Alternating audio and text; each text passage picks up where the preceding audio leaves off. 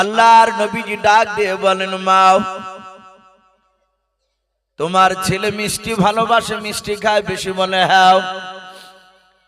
আল্লাহর নবী জনাব মুহাম্মদ রাসূলুল্লাহ সাল্লাল্লাহু তাআলা আলাইহি ওয়াসাল্লাম নবী বললেন, মা আজকে তুমি বাড়ি চলে যাও, আগামী কালকে নয়, তুমি 3 দিন পর তুমি আমার দরবারে আসবা, বৈকাল বেলা আসবা।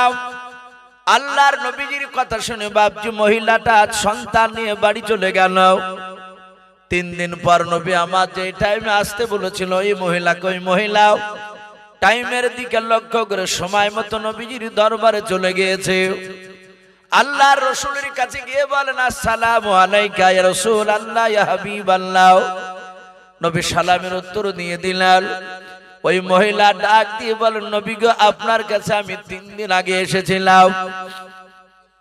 ও নবীজি, আপনি আমাকে আজ আসতে বলেছিলেন, তাই আমি আপনার দরবারে এসেছি। রাসূল, আপনি বলুন, আমার ছেলে যে মিষ্টি ভালোবাসে, মিষ্টি খাওয়া বন্ধ করব না কি করব বলুন।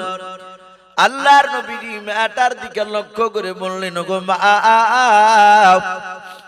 তোমার ছেলেকে একেবারে মিষ্টি খাওয়া বারণ করবা না। তোমার ছেলেকে যেই পরিমাণ তুমি মিষ্টি খাওয়াতা তার তুলনামূলক একটু কম খাওয়াবাও। মহিলাটা বলেছিল, নবী গো, এই সামান্য কথাটা 3 দিন আগে তুমি বলে দিলি তো পারতে, তুমি 3 দিন আগে কেন তুমি এই কথা বলো না? তুমি আজকে আমাকে হয়রান করালে। আল্লাহ রাসূল ডাক দিয়ে বলেন, গো মা,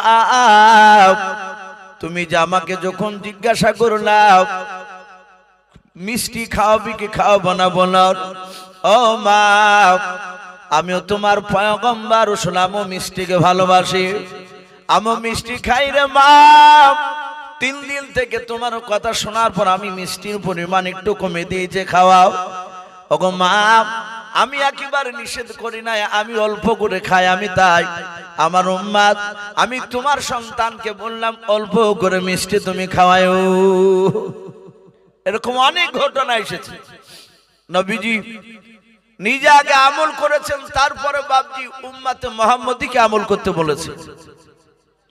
সম্মানিত ভাই আমার, বাবা জীবনেরা, সারা পৃথিবীর শ্রেষ্ঠ রাসূল জনাবে মুহাম্মদ রাসূলুল্লাহ সাল্লাল্লাহু তাআলা আলাইহি ওয়াসাল্লাম, আমরা সকলেই জানি রাসূলুল্লাহর বাপজি জীবনে গুনাহ ছিল না। আমাদের আকীদা আদম আলাইহিস সালাম থেকে নিয়ে আমার আপনার নবী মুহাম্মদ রাসূলুল্লাহ সাল্লাল্লাহু আলাইহি ওয়াসাল্লাম পর্যন্ত 1,24,000, আবার অনেকে বলে না যে মতান্তর 2,24,000 নবী রাসূল। এই এতগুলো নবী রাসূলের মধ্যে একটা নবী রাসূলও গুনাহ করে নাই। বলুন আলহামদুলিল্লাহ। তারা সবাই নিষ্পাপ, কোন নবী বাপজি গুনাহ করে না, এটা আমাদের আকীদা। তা আল্লাহ রাসূলের বাপজি ডান দিকে বাম দিকে সামনের পেছন দিকে আর চারিদিকের গুনাহ মাফ। নবীজির গুনাহ ছিল না। আমার বিশ্ব নবীর যে গুনাহ ছিল না, মাইসা সিদ্দিকা রাদিয়াল্লাহু তাআলা আনহা তিনি বয়ান করেন। তিনি বলেন, আমি রাসূলুল্লাহর মুখ থেকে শুনেছি নবীর ডান দিকের বাম দিকের সামনের পেছন দিকের চারিদিকের গুনাহ মাফ। অথচ বাপজি এই রাসূলুল্লাহ নবীর এত সুন্দর চরিত্র মহান, আল্লাহ নিজেই কোরআনে বলেছেন। আমরা সকলেই জানি বিশ্ব নবী টোটাল 63 বছর বাপজি বেঁচে ছিল। ক বছর বললাম বাপ, একটু জোরে বলো। 63 বছর। এই 63 বছরের মধ্যে নবী আমার মাত্র 23 বছর বাপজি মানুষের দ্বারে দ্বারে কলেমার দাওয়াত দিয়েছিলেন। আমাদেরকে তো বাপজি এখন মার খেতে হয় নাই। আজ তো এই যে আপনারা মুসলিম, সকলেই আমরা মুসলমান। হ্যাঁ, কেউ বাপজি আমরা মশলা কম জানি, কেউ বেশি জানে, কিন্তু আমরা এখানে যারা বসে আছি তারা সব বেঈমান নয়। আমরা আপনাদের কাছে কোরআন হাদিসের কথা কিছু বলার জন্য বাপজি আমাদেরকে নিয়ে এসেছে, আমরা এসেছি। কিন্তু বিশ্বনবী বাপজি বেঈমানদের কাছে ঈমানের দাওয়াত নিয়ে গিয়েছে। নবীজিকে তারা সর্বপ্রথম বাপজি তারা চিনতে পারেনি, নবীকে মেরেছে। নবীকে অনেক জায়গার মানুষেরা তারা পাগল বলেছে, কিন্তু ওই মারের পাগলের মধ্যে থেকে বিশ্বনবী কিছু মানুষ তার চরিত্র দেখে বাপজি কলমা পড়ে নিয়েছে। আপনারা সকলেই জানেন সেই নবী আমার রহমতের নবী, তার জীবনীতে পাওয়া যায় মক্কা নগরে বাপজি কয়েক বছর কলমার দাওয়াত দিয়ে কয়েকটা লোকই মানে নিয়েছিল। রাসূলুল্লাহ দেখলেন এরা তো সবাই আমাকে মানে না, আমি আমার নানার দেশে যাব, নানার দেশের মানুষেরা আমাকে সম্মান দিবে।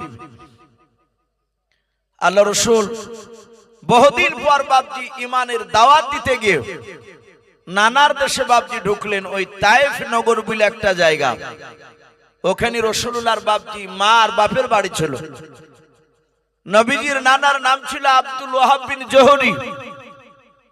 ওনার বাড়িতে বাপজি যাওয়ার আগে মক্কা নগরে বাপজি ঢোকার সময় যেমন আপনাদের এই গুধিয়ার ওদিক দিয়ে এসে এটাকে গোসাইপুর বলছে নাকি রোডের মুখখান, আর এটা তো ঘুঘু পাড়া না আপনাদের, এটা ইসলাম পড়লি এইরকম বাপজি রাসূলুল্লাহ বাপজি জাহাতে মুড়ে ঢুকেছে তায়েফ নগরে, আর দেখছে কয়েকটা বয়স্ক লোক বসা। নবীজি তাদের কাছে গিয়ে পরিচয় দিলেন, আমি আব্দুল ওয়াহাব বিন জোহরির আমি নাতি, আমি আমিনার ছেলে। কয়েকজন চিনতে পেরে বলল, তুমি আমিনার ছেলে? বলে হ্যাঁ। বলে তোমার প্রশংসা, তোমার নাম শুনেছি, তুমি খুব সুন্দর দেখতে। বাস্তবে দেখলাম সত্যি তুমি সুন্দর। ডাক দিয়ে বলল, ভাই তুমি এখানে কি করতে এসেছো বলো। সে বলল, আমি কলমার দাওয়াত নিয়ে এসেছি। বয়স্ক লোকেরা বাপজি তারা বলল, আমার বাপ দাদা ধর্ম বলা সব বাতিল করে দাও, আমি যেভাবে চলতে বলবো সেইভাবে চলো। আল্লাহ পাকে নবী রাসূলকে পাঠিয়েছে। বয়স্ক লোকেরা বাপজি তারা রেগে গেল। তারা বলল, এই তুই তো পাগলা, তুই বাঁচতে চাইলে তুই এই তায়েফ নগরে আর ঢুকিস না, তুই ঘুরে বাড়ি চলে যা। নবীজি বললেন, নানু ভাই আপনারা যদি আমার কথা না মানেন একটু আমাকে ভিতরে যেতে দেন। একটা লোক যদি আমার কথা শুনে নাই, তারা সে যদি শুনে বলে শুনবে না কেউ। আল্লাহ রসুল যত যায় তত বাপজি এই বয়স্ক লোকেরা যুবকদেরকে বাপজি লেলিয়ে দিল, ডাকলো।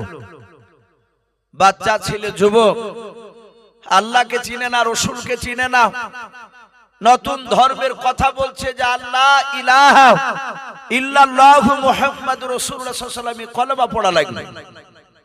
বিশ্ব নবীজির বাপজি কথা তারা শুনলো না। যুবক ছেলেরা বুঝলে ভালো, আর যদি না বুঝে বাপজি তাকে বোঝানো খুব কঠিন হয়ে যায়। প্রতিটা যুবক ছেলেকে তায়েফ নগরের বাপজি লেলিয়ে দিলে, পাগলকে মার, এই পাগলকে মার, যত মারবি তত তোদের নেকি হবে, সব হবে। আল্লাহ রসুলকে বাপজি তারা মারতে শুরু করলো। আল্লাহর রসুলের বাপজি নুরানি বদনে পাথর আঘাত লেগে রক্ত বাপজি বেরিয়ে যায়। নবী যে হাত ওখানা জোড় করে বলেন, গো তায়েফ নগরের যুবক ছেলেরাও, তোমরা আমাকে মেরো না, আমি রাহমাতুল লিল আলামিন পয়গম্বর রাসূল। ওরে যুবক ছেলেরা,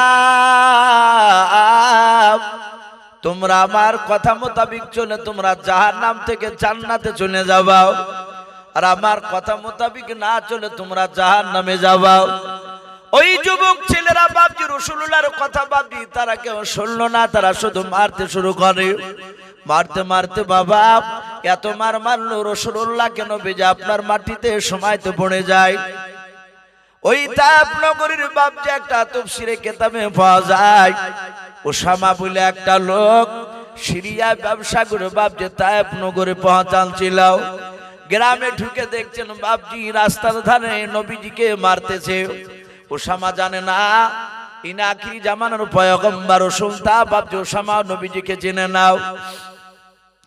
ওসামা যুবক ছেলেদেরকে ডাক দিয়ে বলল, গো যুবকেরাও, তোমরা গোল করে ঘেরা করলে কাকে মারতেছ, ছেলেটার বাড়ি কোথায় তোমরা বলো।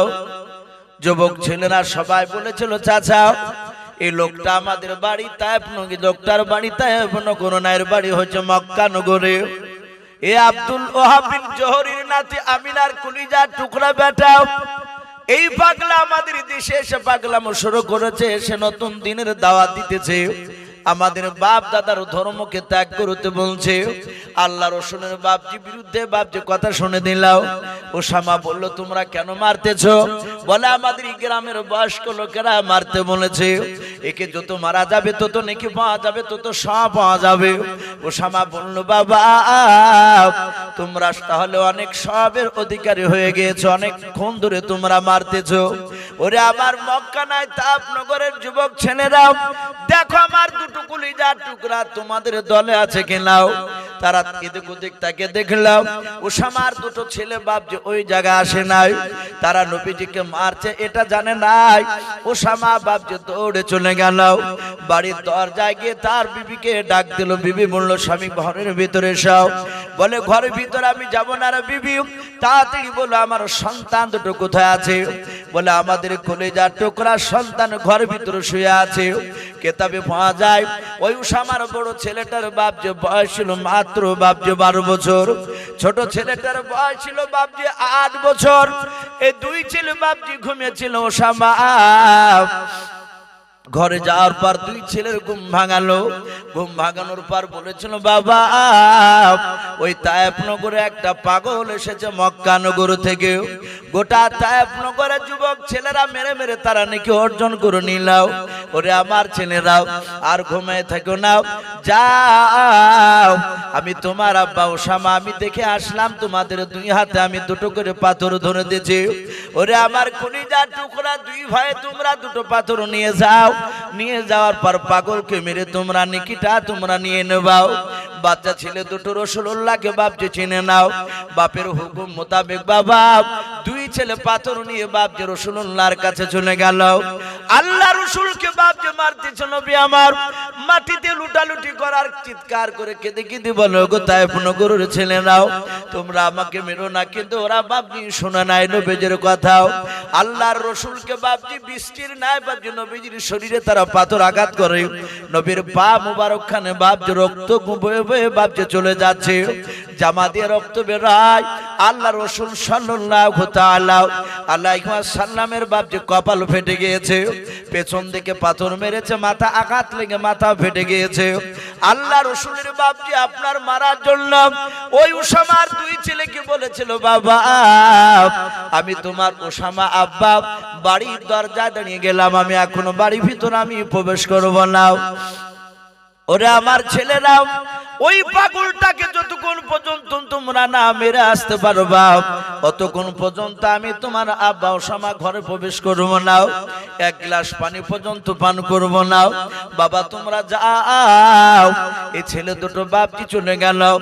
8 বছরের যে ছেলেটাও হাতে ডানা হাতে পাথর নিয়ে বাবা আল্লাহ রাসূলের বাপ যে পেছন দিকে আপনার দাঁড়িয়ে গেল। বড় ছেলেটা যার বয়স ছিল বাবা 13 বছর, ওই ছেলেটা হাতে পাথর নিয়ে আল্লাহ রাসূলের বাপ যে সামনের দিকে চলে গেল নবীজির কপালে মারার জন্য। আল্লাহ রাসূলকে বাপজি মারবে, বড় ছেলেটা বাপজি নবীর কপাল কানে নিশানা করেছিল। পেছন দিকে ছোট ছেলেটা আল্লাহ রাসূলের বাপজি পেছন দিকের মাথায় মারার জন্য বাপজি রেম করেছিল পাথর নিয়ে। কিন্তু কিতাবে লেখা আছে বাপজি সিরাতে হালবিয়া বলি বইটাই, ওই কিতাবটা তাই বাপজি পাওয়া যায়।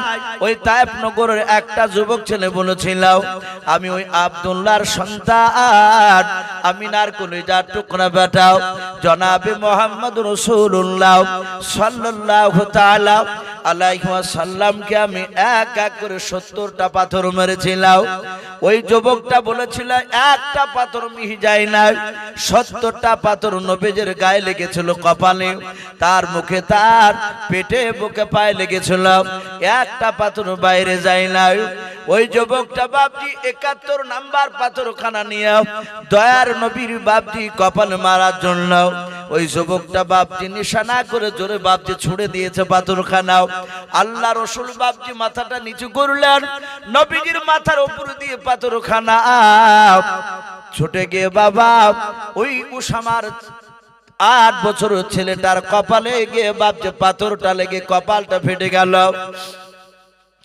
ওই বাচ্চা ছেলেটা ডান হাতে পাথর নিয়ে মা আব্বা বলি চিৎকার করে উঠলো। আল্লাহর নবীজি তাকে দেখলেন, এই পাথরটা কিন্তু যুবক ছেলেটাকে, ওই বাচ্চা ছেলেটাকে মারতে যায় না, পাথরটা মেরেছিল আমাকে, আমার কপালে না লেগে ওই ছেলেটার কপালে লেগে গিয়েছে।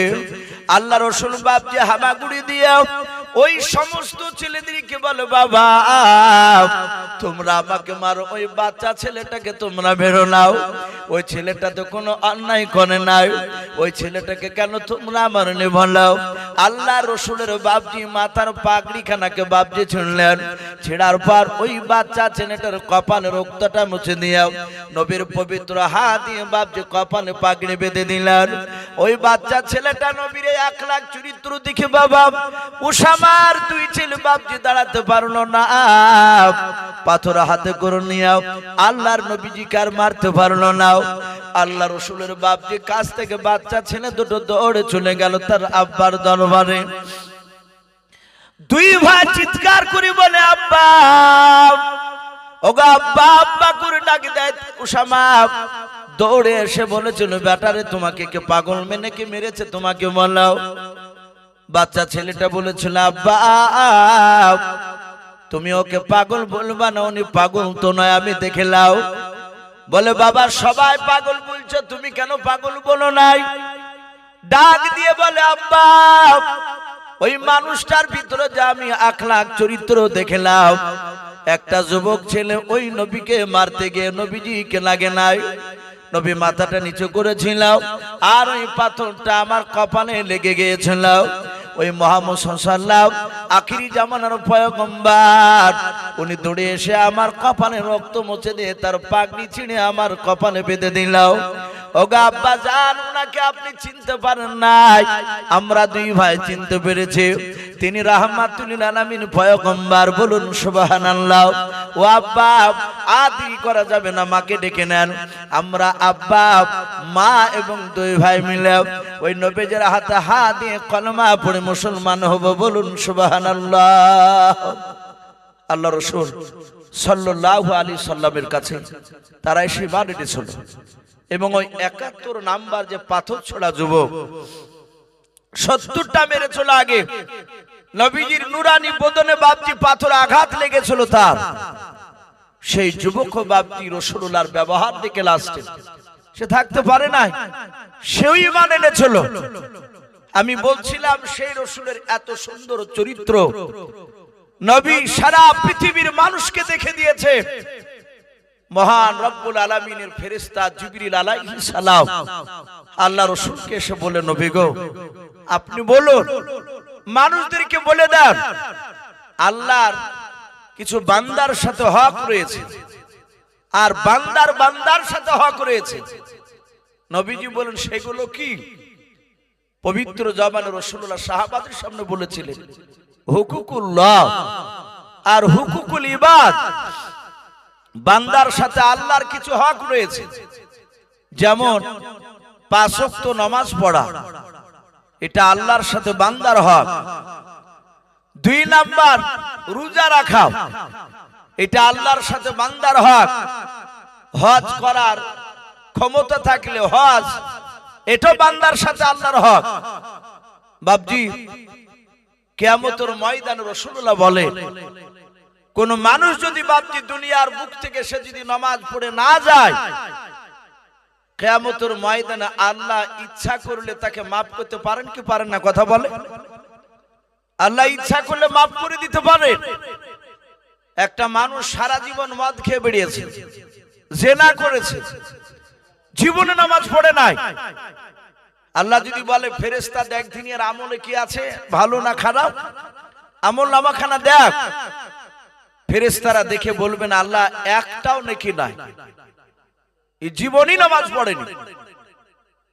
আল্লাহ বলবেন নেকি নাই, বলে না, বলে ই তো জাহান্নামে যাবে। ফেরেশতা বলবে, আল্লাহ বলবেন আমি আল্লাহ একে যদি জান্নাত দিই, বলে আল্লাহ তাহলে আমাদের কিছু করার নেই। আল্লাহ বলবে যাও, আমি তোর সব গুনাহকে মাফ করে দিয়ে তোকে আমি জান্নাতে পাঠিয়ে দিলাম।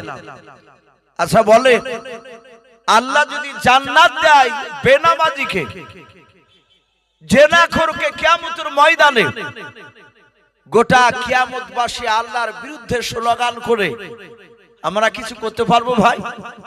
আল্লাহর বিরুদ্ধে কিছু করার নেই, এটা আল্লাহর হক। আল্লাহ বলছেন আমি ইচ্ছা করলে আমি তাকে মাফ করে দিতে পারি, সে আমার বান্দা যদি হক পূর্ণাঙ্গ আদায় করে না আসতে পারে। কিন্তু বান্দার সাথে বান্দার কিছু হক, আপনি কাউকে আঘাত দিয়ে কথা বললেন, কাউকে ইট মেরে মাথা ফেটে দিয়েছে, মাঠে ছাগল চড়াতে গিয়েছেন কিংবা হয়তো ভুইলিড়াতে গিয়ে টুকমুক করে ঝামেলা হতে হতে অমনি দাউলি ধরে আপনি মারিয়ে দিয়েছেন মাথা, তার মাথা ফেটে দিয়েছেন, আঘাত করেছেন তাকে, সে ব্যথা পেয়েছে আপনার ব্যবহারে। নবীজি বললেন তার কাছ থেকে মৃত্যুর আগে পর্যন্ত তুমি যদি ক্ষমা না চেয়ে নাও, আমার আল্লাহ কিয়ামতের ময়দানে তোমাকে মাফ করবে না, যতক্ষণ পর্যন্ত তোমার নেকি দিয়ে ওকে শোধ না করবা। বাবজি এই কথাটা বিশ্ব রাসূলের কাছে বাবজি জিবরিল আলাইহিস সালাম এসে শোনালেন। নবীজি কথাটা শোনার পর নবীর দুই চোখের কোণা দিয়ে পানি ঝরতে লাগলো। নবীজি আমার মৃত্যুর শয্যায় বাবজি আপনার ছটফট করছে। নবীর ব্যবহার কেমন দেখুন। আল্লাহ রাসূল সাল্লাল্লাহু তাআলা আলাইহি ওয়াসাল্লাম মৃত্যুর শয্যায় ছটফট করছিলেন। কিতাবে লিখেছে নবীজি মাথার যন্ত্রণায় কাতর হয়ে মওতের আগে নবী 13 দিন ধরে বিছানাগত হয়েছিলেন। কদিন বললাম বাপ? 13 দিন নবীজির মাথার যন্ত্রণা হয়েছিল। এমনকি হাদিসে এটাও পাওয়া যায় নবী 17 ওয়াক্তের ফরজ নামাজের রাসূলুল্লাহ জিন্দা অবস্থায় তিনি ইমামতি করতে পারেনি, নবী নামাজে দাঁড়াতে পারেনি। আমাদের অনেক মানুষ দেখেন 5 ওয়াক্ত নামাজ জামাত ছাড়া পড়ে না, যখন একেবারে বিছানায় পড়ে যায় তখন দেখা যায় সে আর মসজিদে হেঁটে যেতে পারে না। বিশ্ব নবীজি নবীর ঘর আর মসজিদে নববী পাশাপাশি, এই যে একটা কাপড় টাঙানো আছে, ওইদিকে মা বোনেরা বসেছে, এদিকে আপনারা বসেছে। রাসূলুল্লাহর মসজিদে নববীর ঘর আর নবীর ঘর বাবজি এইরকম মাঝখানে পাঁচিল ছিল, বেড়া ঘর ছিল। নবীজি দরজা খুলে অমনি মসজিদে নববীতে পা রাখতে সাহাবায়ে কেরামরা হযরতে বিলালের আযান শুনে বাবজি তারা মসজিদে কাতার বেঁধে বসে থাকতেন। রাসূলুল্লাহ আসবে, ঠিক নামাজের টাইম হতো, আল্লাহ রাসূল হুজরাখানা থেকে ঘর থেকে দরজা খুলে বেরিয়ে সোজা ইমামের জায়গায় গিয়ে নামাজ পড়াতে লাগতেন। আমার বিশ্ব নবীজি সেই দিন আসরের নামাজের টাইম হয়েছে, আজান দিয়েছেন বিলাল, সবাই জামাতে নামাজ পড়ার জন্য বাবজি কাতার বেঁধে দাঁড়িয়ে আছে। এই যে মসজিদ হচ্ছে আপনাদের, এ তো ঢালাই হয়নি, ঢালাই হয়েছে মসজিদ আমি দেখলাম, ঢালাই হয়নি। মসজিদ বাবজি এক ছিল না, অত দায়িত্ব আপনাদের এখানকার মানুষের ছিল না, কিন্তু মসজিদ করে ফেললে বাবজি প্রতিটা মানুষের দায়িত্ব হয়ে যাবে মসজিদের উপরে। এই মসজিদকে যদি আপনি নামাজ পড়তে না যান, এই মসজিদ কিয়ামতের ময়দানে মানুষের মতো জবান খুলে কথা বলবে, হে আল্লাহ এরা আমাকে বানিয়েছিল, এরা আমার ঘরে নামাজ পড়তে আসে নাই, তোমাকে ডাকে নাই। এই মসজিদ মানুষের মতো কথা বলবে কিয়ামতের ময়দানে। হযরতে বেলাল সব সাহাবারা কাতার বেঁধে বসে, ঠিক নামাজের টাইম হবে, রাসূলুল্লাহ আসবে। সাহাবারা বলেন আমরা দেখে নাও, আসরের জামাতের যে একটা টাইম নির্ধারিত ছিল, ওই টাইমটা বাবজি পার হয়ে গেল। সাহাবারা এইভাবে পেছন দিকে ঘুরে ঘুরে বাবজি নবীজি ঘরের দরজা দিয়ে বেরায়, ওই দিকে বারবার তাকায়, নবীজি খুলে নাই। সাহাবা আবু বকর সিদ্দিক রাদিয়াল্লাহু তাআলা আনহু নবীজির মুরব্বি সাহাবা, উনি ওমরকে ডাক দিয়ে বলে, ওমর ভাই নবী তো এত দেরি করে নাই, নবী কেন বাড়ি থেকে বের হয় নাও? সাহাবারা সবাই আলোচনা করে নবীজির কাছে চলো, দেখে নবীজিকে ডাক দিয়ে হযরতে আবু বকর নবীর ঘরের দরজার সামনে এসে সালাম দিলেন, আসসালামু আলাইকা ইয়া রাসূলুল্লাহ ইয়া হাবিবাল্লাহ। আল্লাহর নবীজি বাপজি সালামের উত্তর দিলেন। নবীজির অর্ধাঙ্গিনী বিবি হযরত মা আয়েশা সিদ্দিকা রাদিয়াল্লাহু তাআলা আনহা নবীজিকে বাপজি পাজা মেরে বাপজি ধরেছিলেন। নবী বলেন, আয়েশা ঘরের দরজাটা খুলে দিও, আয়েশা তুমি একটু পর্দার আড়ালে চলে যাও। হযরত আয়েশা দরজা খুলে দিয়ে বাপজি আড়ালে চলে গেলেন। আল্লাহর নবী বলেন, সাহাবারা এবার দরজা খুলে ধাক্কা দিয়ে তোমরা প্রবেশ করো, কারণ আমার কলিজার অর্ধাঙ্গিনী বিবি আয়েশা অন্যান্য বিবিগণেরা আমার ঘরে নাই, তারা আড়ালে চলে গিয়েছে, আমার কাছে নাই, পর্দায় চলে গিয়েছে। আল্লাহ রাসূলের সাহাবা আবু বকর, ওমর ফারুক, হযরত ওসমান গনি, হযরত আলী রাদিয়াল্লাহু তাআলা আনহুম আজমান গনেরাও সবাই মিলে নবীজির কাছে গোল করে ঘেরাও করে বসে পড়ল। আবু বকর বলে, নবী গো, আসরের নামাজের টাইম তো পার হয়ে গেল, নামাজের জামাতের টাইম। ওগো আল্লাহর নবীজি, আপনি কেন বেরোন নাই? আপনার অপেক্ষায় আছে নবীজি, আপনি কেন যান নাই বলার? আল্লাহর রাসূলের দুই চোখের কোনা দিয়ে বাপজি ঝরঝর করে পানি ঝরে। আল্লাহর নবীজির আবু বকর তিনি কাঁদতে লাগলেন। আবু বকর কাঁদেন। ওমর বলেন, আবু বকর রে ভাই, তুমি কেন এইভাবে কান্না করেছো মাল্লাও? আবু বকর বলে, ভাই আল্লাহর নবীজি নামাজ পড়তে বেরোয় নাও, আমার মনে হয় নবীজি আর দাঁড়াতে পারবে না। আল্লাহর নবীর সাহাবা উমর বলেন, ওগো আমার আবু বকর ভাই, তুমি যদি এভাবে কান্না করো আমার অন্য সাথী ভাইরা নার্ভাস হয়ে যাবে। আল্লাহর নবীর সঙ্গে কথা বলে দেখে নবীজি যাবে কে যাবে না। আল্লাহর নবী বলেন, ও সাহাবারাও, আমি সোজাভাবে দাঁড়াতে পারি নাই, যাও তোমরা জামাত করে নামাজটা আদায় করিয়ে নাও। সাহাবারা বাপজি আশ্চর্য হয়ে গেলেন। নবীজি হুকুম করলেন, হযরত উসমান গনি রাদিয়াল্লাহু তাআলা আনহু উনি ডাক দিয়ে বললেন, ওগো আল্লাহর নবী, আপনি বলুন আমাদের আসরের নামাজের কি ইমামতি করবে, ইমামের নামটা বলে দাও। আল্লাহ রাসূল এইভাবে তাকিয়ে দেখেন আমার আবু বকর কাঁদে। আল্লাহ রাসূল ডাক দিয়ে বলেন, ওরে আমার সাহাবারা, আজকে আসর নামাজের ইমামতি করবে আমার আবু বকর। আল্লাহ রাসূলের বাপজি সাহাবা আলী রাদিয়াল্লাহু তাআলা আনহু আল্লাহ রাসূলের হাত দুখানা ধরে বলেন, হুজুর বেয়াদবি হলে maaf করবেন। ওগো নবীজি শুনে নেন, আবু বকরকে আপনি ইমামতি করতে দেবেন না, কারণ আবু বকর একেবারে নরম নাজুক। ও নবীজি, আপনার ছোট কালকার সাথী আবু বকর নামাজ পড়াতে গিয়ে হয়তো বেহুশ হয়ে যাবে। ওগো আল্লাহর নবী, যে আপনি আবু বকরকে বলবেন না, আপনি ওমরকে ইমামতি করতে বললেন। আল্লাহর নবী বলেন, ওরে আলী সাহাবা, ওরে আমার জামাই আলী মুর্তজা, শুনে নাও, আমি পয়গম্বর আসন প্রথমে বের করেছি আবু বকর নামাজের ইমামতি করবে।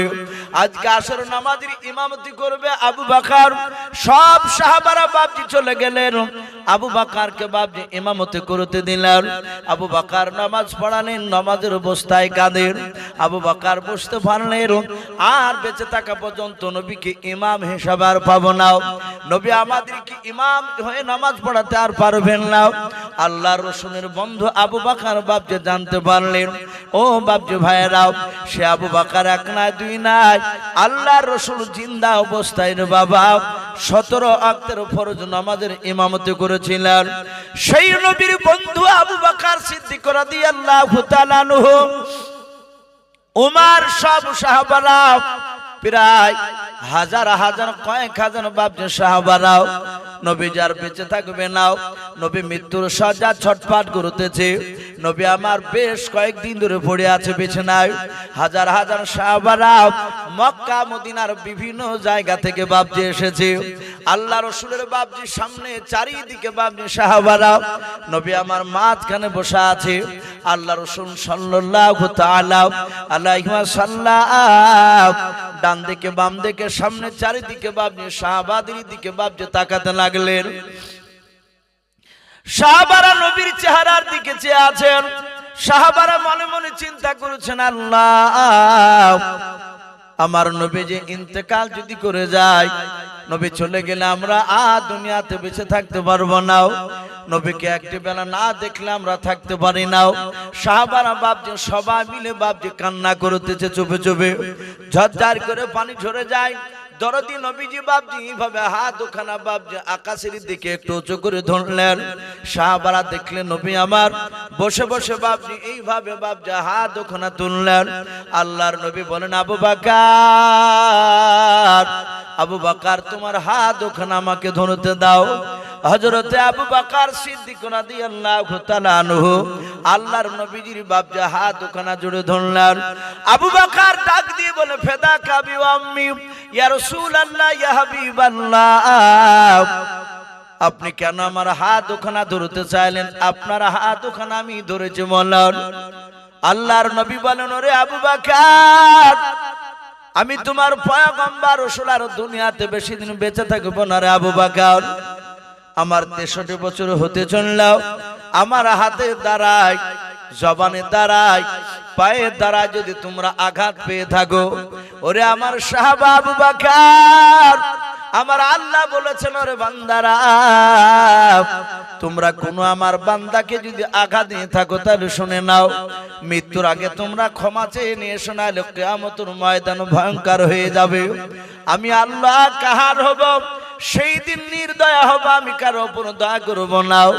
তাই আল্লাহর নবী বলেন, সাহাবা আবু বকর, আমার হাতের দ্বারায়, পায়ের দ্বারায়, জবানের দ্বারা যদি তুমি আমার আঘাত পেয়ে থাকো আবু বকর, আমি পয়গম্বর রাসূল, আমি তোমার সামনে কথা দিয়ে শুনে নাও, হাজার হাজার সাহাবার সামনে হয় তুমি আমাকে মাফ করে দাও, নতুবা মারের আঘাতের তুমি আজকে প্রতিশোধ বদলা নিয়ে নাও। সারা পৃথিবীর শ্রেষ্ঠ নবী, নবী ক্ষমা চাইছেন আবু বকরের কাছে। হযরতে আবু বকর তিনি কাঁদতে লাগলেন। উনি বলছেন, রাসূল আপনি অন্যায় করেননি আমাদের কাছে। ওগো নবী, আমি অন্যায় করেছি আপনার কাছে, রাসূল আপনি আমাকে ক্ষমা করে দেন। আপনি তো অন্যায় করেননি, তবু আমি আপনাকে মাফ করলাম। আমার বিশ্ব নবী আবু বকর বলে, আবু বকর তুমিও তো আমার কাছে অন্যায় করনি। আবু বকর বলছেন, হুজুর আমি সর্বপ্রথম আপনি রাসূল বন্ধু বলে আমি মেনেছিলাম না। আপনারা শুনেছেন আবু বকর তিনি কাপড়ের ব্যবসা করতেন, মক্কা নগরে তার বাড়ি ছিল। এই আবু বকর মক্কা নগর থেকে বাবজি শাম, সিরিয়ায়, বসরায় কাপড়ের ব্যবসা করতে যেত। কিতাবে লিখেছে সিরিয়ায় নাই, শাম দেশে ব্যবসা করতে গিয়েছে আবু বকর। আর এক ইহুদির পণ্ডিত আলেম, তাওরাত জুবুরের বাবজি শালেম, তার নাম কিতাবে লিখেছে বাবজি বুহাইরা রহিম। ইহুদির বড় আলেম, সে তাওরাত কিতাব এভাবে বুকে করে নিয়ে বাবজি হাঁটে হাঁটে ঘুরে বেড়াচ্ছে। আমাদের দেখবেন মা বোনেরা এবং বাপজিরা দেখবেন ভাইরা কোরআন যারা পড়ে, ওকে যদি বলা হয় যে ভাই কোরআনটা এখান থেকে ওই জায়গা নিয়ে চলো, তো দেখবেন 50 হাত দূরে যদি নিয়ে যেতে বলা হয়, কোরআন এভাবে ঝুলাতে ঝুলাতে নিয়ে যায় না, কোরআনকে এভাবে দেখবেন বুকে করে ধরে নিয়ে যায়। আর কোরআন বুকে জড়ে ধরে থাকলে বাপজি একটা আলাদা শান্তি শান্তি লাগে, দেখেন কোরআন বুকে নিলে।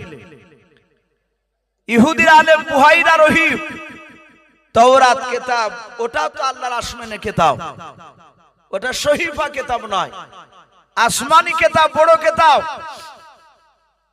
এই তাওরাত কিতাবকে বুকের সঙ্গে জড়ে ধরে ওই সামদেশের বাজারে হাটে ঘুরে বেড়াচ্ছে। হঠাৎ করে ইহুদির আলেমটা আবু বকরকে দেখতে পেয়েছে। এ তো সেই যুবক যার কথা আমি তাওরাতে পড়েছি। ইহুদির আলেমটা আবু বকরের কাছে গিয়ে বলল, ও ভাই তোমার নাম কি? আবু বকর। আবু বকর বলে, হ্যাঁ আমার নাম আবু বকর। ইহুদির আলেমটা ডাক দিয়ে বলেছিল, ভাই রে তোমার আব্বার নাম কি? বলো আবু কুহাফা। বলে হ্যাঁ আমার আব্বার নাম আবু কুহাফা। ওরে ভাই তুমি আমার নাম আমার আব্বার নাম তুমি জানলা কি করে তুমি বলাও। ইহুদের আলেমটা বলে ভাই রে এই তাওরাত কিতাবে তোমার নাম দেখতে পাচ্ছি ভাই, একটু দয়া করে তোমার পেছনকার জামাটা একটু উঠাও। বলে উঠাবো কেন? বলে একটু উঠাও, এই কিতাবে লেখা আছে তাওরাতে আখিরি জামানার পয়গম্বর জনাবে মুহাম্মদ রাসূলুল্লাহ সাল্লাল্লাহু তাআলা আলাইহি ওয়াসাল্লাম যিনি আখিরি জামানার নবী হবেন, ওই নবীর একটা জানের বন্ধু হবে, তার নাম আবু বকর। এই আবু বকর ভাই, এই তাওরাত কিতাবে আরো লেখা আছে আল্লাহর নবীর যিনি জানের বন্ধু আবু বকর হবেন, ওর পৃষ্ঠ মোবারকে একটা কালো রঙের দাগ থাকবে, যাকে আমরা জোরন বলি। জোরন বুঝেন না অনেকে? কারো পিঠে হয়, পেটে হয়, কারো পায়ের নিচে হয়, কারো হাতে এই কবজির গোড়াতে হয়, কারো কপালে হয় কালো রঙের বাবজি একটা দাগ। ডাক দিয়ে বলল ভাই আবু বকর তোমার জামাটা একটু ওঠা, দেখে তোমার পৃষ্ঠ মোবারকে কালো রঙের দাগ আছে কি নাও। ইহুদির কথা শুনে আবু বকর তিনি রেগে গেলেন, ডাক দিয়ে বলেন ভাই আমার পৃষ্ঠ মোবারক তোমাকে দেখাবো না, যে আমি তো জামা তুলবো না। ইহুদির আলেম ডাক দিয়ে বলল ভাই রে তোমার পিঠে যদি কালো রঙের দাগ থাকে, সারা পৃথিবীর মানুষ একদিকে হয়ে তোমার সাথে আর আখিরি জামানার পয়গম্বর রাসূলুল্লাহ সাল্লাল্লাহু তাআলা আলাইহি ওয়াসাল্লামের সাথে বন্ধুত্ব কেউ কাটাতে পারবে না। বলুন সুবহানাল্লাহ। পারেও নি। আবু বকর ঈমান আনার পরে রাসূলের কাছ থেকে আলাদা করতে পারেনি। নবীকে মেরেছে মক্কা নগরে, নবী সিজদায় নাই দাঁড়িয়েছে নামাজ পড়ার জন্য, আর উতবা সাইবা আবু জেহেলের লোক ওরা দড়ির ফাঁস করেছে, নবীজির গলায় ভরে দিয়ে দুই দিক থেকে ফাঁস টানছে, রাসূলের গলাকে টাইট করে দিচ্ছে। নবীর চোখ দুটো মোটা হয়েছে, জিভটা একটু বড় হয়ে বেরিয়ে গিয়েছে, ওরা মেরে ফেলবে। কেউ গিয়ে বলেছে আবু বকর তোমার বন্ধুকে মারতেছে মক্কার মসজিদে। এই আবু বকর তুমি দূরে যাও, নালে তোমার বন্ধুকে আর বাঁচাতে পারবা না।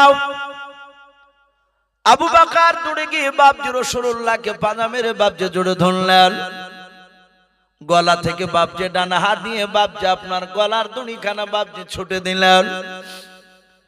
নবীজিকে বাপজি স্বর্ণ করে তুলে নিয়ে গিয়াও মসজিদের পাশে একজন সাহাবার বাড়িতে বাপজি বললেন ভাই তুমি নবীজিকে একটু দেখাশোনা করাও। নবীর মাথায় পানি ঢালো, আল্লাহর নবীজিকে সুস্থ করে আমি একটু মসজিদ থেকে ঘুরে আসি। আবু বকর মসজিদে দাঁড়িয়ে হাত দুখানা জোড় করে বলেছিল ও মক্কার মানুষেরা, ওরে উতবা সাইবারা আমার সন্ত কোনো অন্যায় করে না, আমার নবীকে